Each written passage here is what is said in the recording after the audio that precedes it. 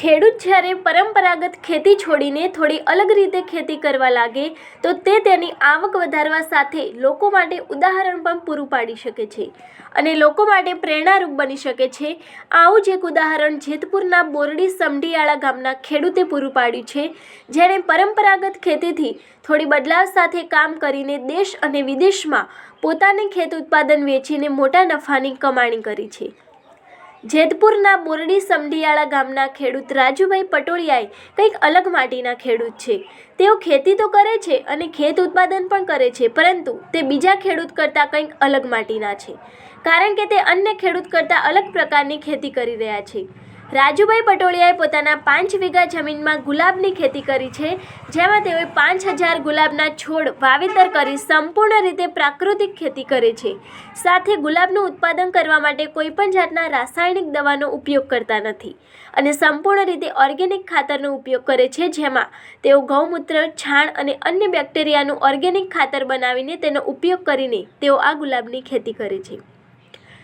રાજુભાઈ પટોળિયા માત્ર ખેતી જ નથી કરતા, પરંતુ તેઓ જે ગુલાબની ખેત પેદાશ ઉત્પન્ન કરે છે તેમાં તેઓ ગુલાબની પાંદડીઓ, ગુલાબ જળ, ગુલાબ ગુલકંદ, ગુલાબ ચોકલેટ, ગુલાબ મીઠાઈ, ગુલાબ સાબુ, જેના માટે તેઓએ તેના ખેતર ઉપર જ તમામ પ્રકારની સુવિધા ઊભી કરી છે।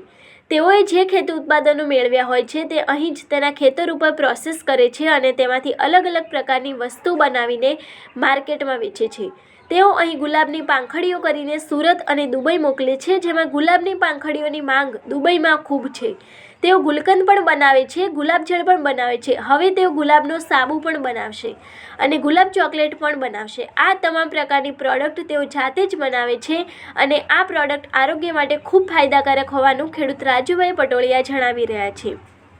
તેઓ આ ઉત્પાદનો વેચીને 10 ગણું મૂલ્યવર્ધિત આવક મેળવે છે। ગુલાબમાંથી બનતી તમામ પ્રોડક્ટ આરોગ્ય માટે કેમ થાય છે ફાયદાકારક, તો જોઈએ। ઉનાળામાં ગુલાબ ગુલકંદ અને પાંખડીઓ ખાવાથી શરીરના આંતરમાં રહેલ ગરમી દૂર થાય છે।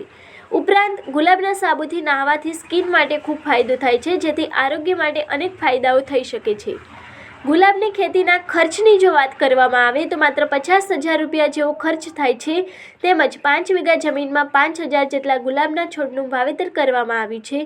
ઉપરાંત આ ગુલાબનું વાવેતર કર્યા બાદ 5 વર્ષ સુધી તેઓ ગુલાબનો પાક લઈ શકે છે। આ સાથે ગુલાબના પાકમાં ઉત્પાદન પણ ખૂબ સારું આવે છે। ગુલાબની ખેતીમાં જો નફાની વાત કરીએ તો રાજુભાઈ પટોળિયાને 10 થી 12 લાખ રૂપિયા જેવો નફો થાય છે, તેમજ આમાં તેઓ હજુ પણ વધુ પ્રોડક્ટ બનાવી વધુ નફો કમાશે। જેતપુરના બોરડી સમઢિયાળા ગામના આ ખેડૂતે તમામ ખેડૂતોને એક ઉદાહરણ પૂરું પાડ્યું છે કે જો ખેડૂત પોતાની પરંપરાગત ખેતી છોડીને કંઈક અલગ કરવાની ઈચ્છા રાખે તો ચોક્કસ તેઓ તેની આવક વધારવા સાથે સમાજ અને લોકોમાં કંઈક અલગ આપી શકે તેમ છે।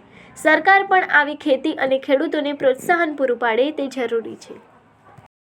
ગુલાબની ખેતી આપણે 5 વીઘામાં કરેલી છે। 1 વીઘાની અંદર 1000 છોડ એટલે 5000 છોડ આપણે વાવેલા છે। એક છોડની કિંમત 10 રૂપિયા હતી, એટલે 50,000નો ખર્ચો 5 વીઘામાં આપણે કરેલો છે। અને બીજું એ છે કે આપણે ગુલાબની પાંખડીઓ અત્યારે ડ્રાય કરી છે। ડ્રાય કરેલી પાંખડીઓ આપણે સુરત જાય છે, સુરતથી આપણે દુબઈ જાય છે। અને બીજું આપણે ગુલકંદ બનાવીએ છીએ। 4 પ્રોડક્ટ બનાવી, ગુલકંદ, ગુલાબજળ, ગુલાબનો સાબુ અને ગુલાબની ચોકલેટ ત્યાં તૈયાર થાય છે। આ રીતની આપણે પ્રોડક્ટો તૈયાર કરી છીએ। અને આરોગ્ય માટે ગુલકંદ છે એ બહુ બેસ્ટ છે। ચૈત્રી ગુલાબની આપણે જો વાત કરીએ તો એ બહુ મહત્ત્વની બાબત છે। આપણા જે વૃદ્ધ લોકો છે, વડીલો છે, એ લોકોને ચૈત્રી ગુલાબ વિશે વાત કરું તો બહુ આનંદ થતો હોય છે એ લોકોને પણ। એટલે આ ટાઈપનું આપણું કામકાજ છે। અને નફાની વાત કરીએ તો આપણે 5 વીઘાની અંદર 8 થી 10 લાખ રૂપિયા સુધીનો વાર્ષિક નફો મળે એમાં।